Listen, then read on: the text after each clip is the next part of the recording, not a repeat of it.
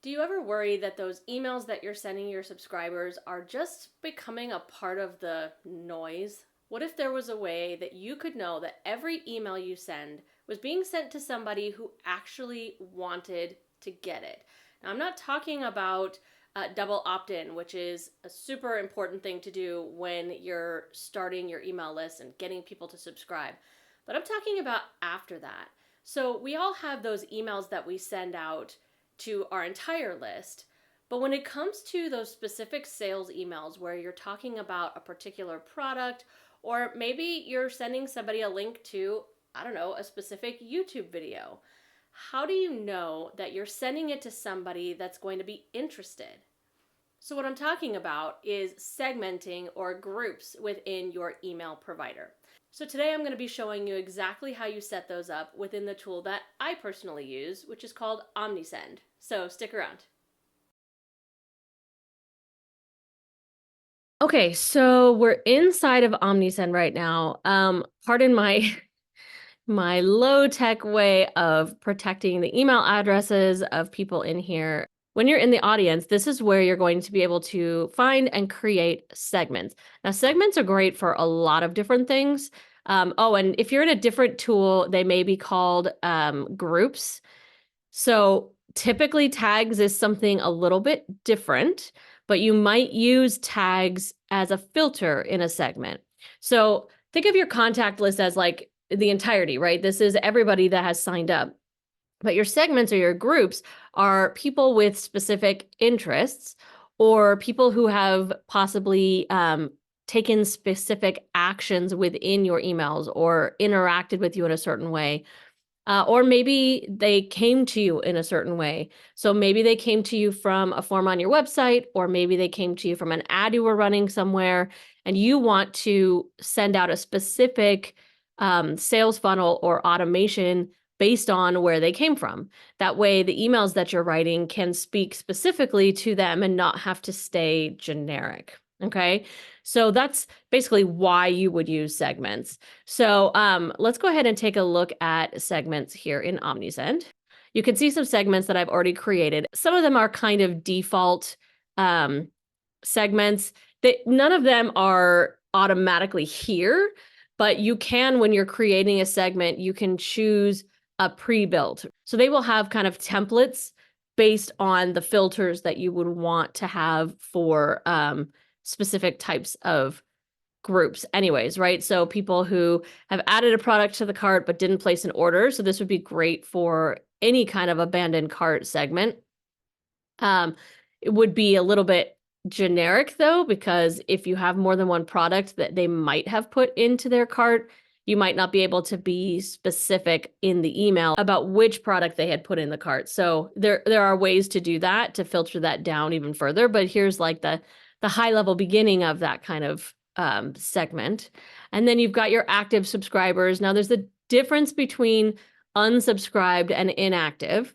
Inactive is somebody who hasn't taken the step of unsubscribing from your list, but who doesn't open your emails, right? Eventually, you're going to want to go through and kind of clean out your list a little bit. If people are not opening your emails and haven't opened them, I would say probably more than 30 days. I wouldn't do it quite as often as what they're saying here necessarily, but you eventually want to clean them off of your subscribed list for a number of reasons. One would be because you're likely paying for them being on your list. I have yet to see an email platform like this that doesn't, on some level, charge you based on how many subscribers you have. Now, there are some that are going to charge you for subscribers if they've ever been a subscriber. So even if you have them in your account as unsubscribed, you might still be charged for them. I believe that MailChimp does that, maybe MailerLite as well. Omnisend does not do that. If you unsubscribe them or if they unsubscribe, they do not count against you. And I want to say ActiveCampaign also does not count them against you unless they are actively subscribed. So that is something to be aware of. But either way, even beyond that, you want to unsubscribe those people because you're likely to start to be seen as a little bit spammy by all the algorithms and all the new spam searching tools out there. So if you are actively sending emails and actively using a platform like this already, you probably recently got some emails from your platform telling you, hey, by February 1st, and it's February 11th now, so hopefully you already did this, but by February 1st, you need to take some actions to validate your email address because Google has added some additional spam protection, okay? So this is another one of those ways to kind of prevent your emails from coming across as spam if you are actively cleaning out the people who are just not opening your emails. But also you can see here, there are people, you could do it by people who look at your stuff a lot, but don't buy, people who started to check out. This one's relatively similar to that one. Birthdays, if you do that, people who bought during a sale, you want to make sure that you always send those people emails when you have a sale because they're more likely to purchase then, right? Things like that. But in addition to those types of emails, you also might want to segment based on other things. So I ran a Facebook ad for a couple of months, and I really wanted to be able to target those specific people. In fact, I still am with a sale that I'm running this month.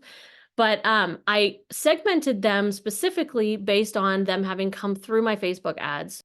So basically, the way that segment works is that the filter is all contacts who did or have filled out a Facebook lead ad. So I only have one ad running. So this is why I was able to use a somewhat generic thing as my filter. If I had more than one lead ad running and they were totally different, I would have to add another layer of filter in here to make sure that I'm, specifically choosing the right person. So in that case, I would still have this, but I would add a filter of a specific tag that they have. And then I would tag them based off of the particular ad that I was running.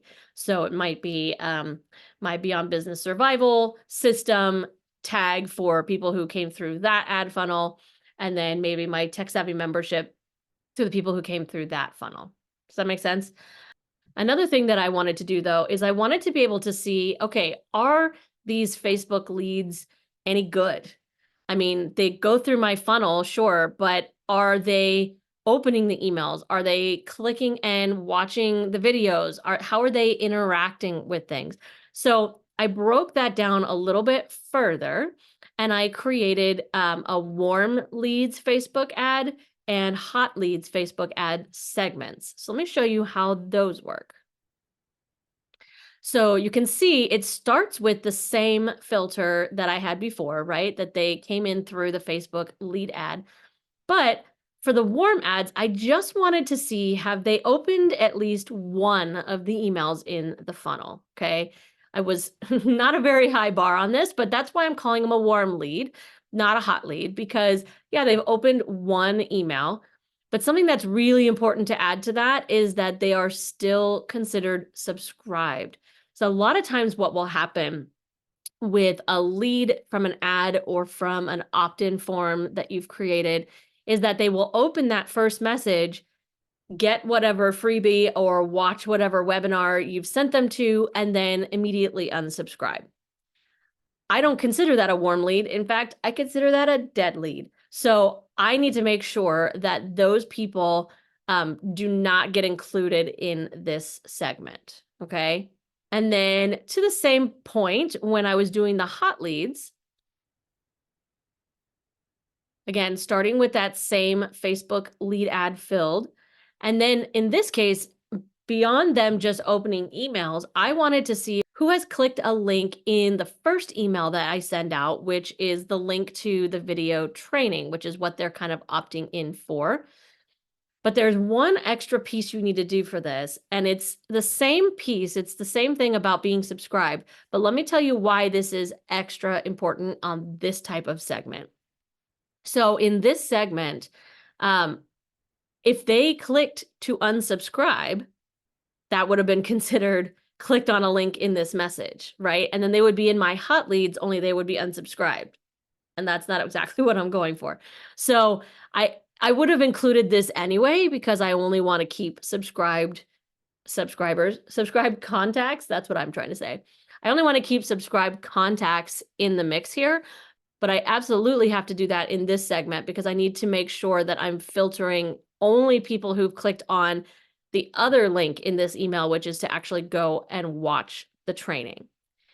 This doesn't quite catch everybody because the way that I set up my lead flow is that when they sign up, it does add them to this list, but it also drops them straight on the page that has the webinar. So technically they could watch the webinar and not actually click on this link, but I want to know, are they engaging with my emails? And that's how I'm doing that through here. So just to show you how you would build one of these out, let's just do a quick little step-by-step. I'm not going to use one of the templates because those are easy. All you have to do is click create segment and it literally does everything for you. So instead, we're going to duplicate this active email subscribers, but we're going to do it from scratch. Okay. So we click create from scratch. And then once we're in here, you're going to see you've got a bit of a blank page. The most important thing as with building any type of automation or any kind of filter within your platforms is that you know what your objective is. And like I just said, our objective here is to filter or segment active subscribers. So we're going to go ahead and click add filter. We're going to start with subscription status because we want them to be subscribed. The reason they say email here is because they also offer in Omnisend push notifications and text, but we're only going to focus on email right now. So subscription status is subscribed. That's the number one thing. And then we're going to add another filter. We have two options here. We can add a filter or we can add a group of filters. So we're going to just click add a filter. A group would be like, let's say, for example, you wanted to be able to say, hey, they're subscribed or they've recently unsubscribed. Then you would want to be able to do it separate like this. But for the type of filter that we're talking about right now, it can just be a filter. So we're going to hit add filter, and then we're going to scroll down to engagement. You can see here we had our clicked on message. We could see if they marked our message as spam. And all this kind of stuff, but we are going to go ahead with opened a message. We're talking about when they've opened a message. So we're going to say they've opened at least one email, but we're not going to say in total, because in total would mean like literally ever. They opened one email and they're still subscribed. That's not an active subscriber from the way I would define active. I want somebody that's opened one of my recent emails. So instead of in total, I'm going to go ahead and click here. And we're going to go with in the last, and then I'm going to choose how many days. Now, I send out an email weekly, so I could say 7 days and have them be really, really active. But we also know that like people get busy, their inboxes get a little full. So sometimes we don't get back to opening an email for like a month, but we let it sit in our inbox because we always intend to go back to it. So I'm going to go ahead here and switch this to 30 days. And hit save and show contacts. Oh, we got to name it. So because we already have one that's active email subscribers, I'm just going to say test segment, but you would call it something that describes what it's actually showing you. So your active email subscribers in this case. And you could even be so specific as to say this month or something like that. So we'll go ahead and hit save. You can see it took a minute to go ahead and add the subscribers, but we've got our subscribers here. And it does list all 134 of them, but I'm not going to scroll because I'm protecting their email addresses. But that's essentially how it works in Omnisend. Most of these platforms work relatively similarly. So if you're not using Omnisend, you're using something else, go ahead and find the segments or groups, and you're going to be able to build out very similarly. If you don't yet have a platform and you're not sure what's right for you, I recommend that you check out Omnisend. It's actually pretty good. So I'm going to make sure there's a link in the description where you can click and go try it out. And I am an affiliate with Omnisend because I do really like it a lot. So if you do decide to use my link and go ahead and use Omnisend for your platform, it will also help support me as well. The online tools for your business do not need to be complicated or overwhelming. It's time to let it be easy.